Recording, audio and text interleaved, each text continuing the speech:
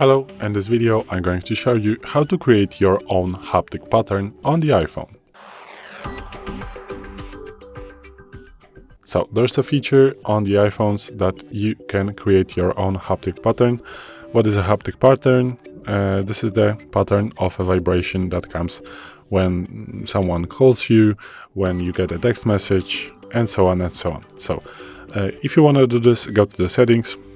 Then you want to go to the sounds and haptics, and once you are here, as you can see, you have this different options: the ringtone, text tone, voicemail, new mail, send mail, calendar alerts, and so on and so on. So if you want to create the new pattern, click on whatever you want to.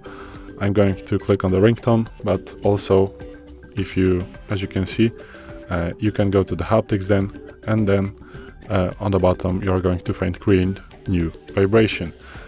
It doesn't matter in which you're going to choose it, because this is all the same on the all options. So let's create a new vibration right now. So just click on this, and then once you tap on the screen, you are going to create a new vibration. So for the call, you are going to make it a little bit longer, and once you click on the screen, this is going to be recorded, and here the darker lines, this is the time when the vibration comes in.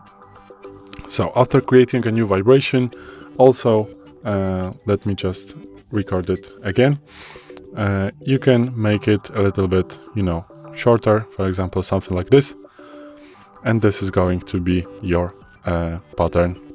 So after all, just click save, and now you can name your vibration. So I'm going to name it vibration 2, click save, and now you're going to find it right here in the custom patterns. So from this time, even if you go to another one, for example ringtone, you can still choose your custom haptic pattern, as you can see right now. So this is it.